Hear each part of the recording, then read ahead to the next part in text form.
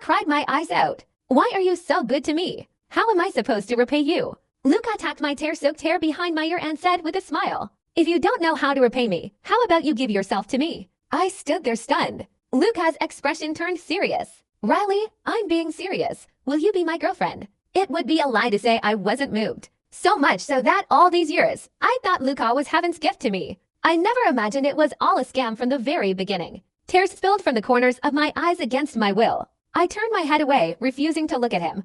But my voice was exceptionally firm. Luca, let's break up. The moment the words left my mouth, Luca's phone rang. He glanced at it, his tone casual, as if he didn't care at all. I'll just assume you're upset and saying things you don't mean. As long as you behave this year, you'll get everything that's supposed to be yours. I'm going to Zoe's welcome back party first. Stay home and think it over. The instant the door closed, my emotions collapsed. I smashed the only photo of Luca and me together. My suddenly bright phone screen caught my attention. It was a link from my best friend. Luca's book had become popular, and he'd been exposed to the public along with it. These past few days, she'd sent me plenty of videos related to Luca, but this time, seeing the text she sent, I froze for a long moment. Your early photos with Luca have been dug up. In truth, Luca had never publicly acknowledged my existence. Every time I brought it up, Luca would use the excuse that he didn't want his private life to receive too much attention. So I'd followed Luca for 5 years without any recognition or status. Even though I already had a suspicion in my heart when I clicked the link, my heart felt like it had been pricked by a needle.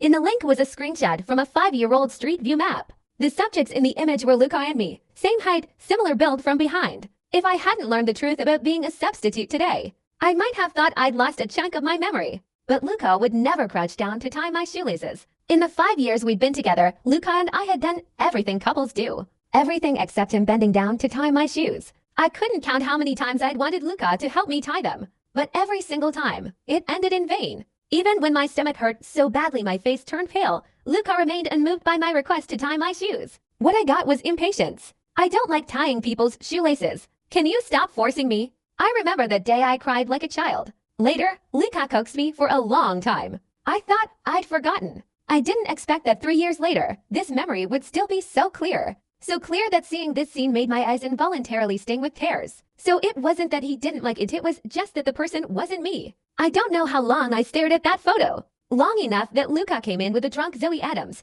and only then did I snap back to reality. Seeing I was still awake, Luca paused, then explained. Zoe got drunk. She lives alone with no one to take care of her. I should have cried. I should have made a scene. But I knew clearly it wouldn't help. Luca didn't love me. With that thought, I stepped aside to let Luca pass.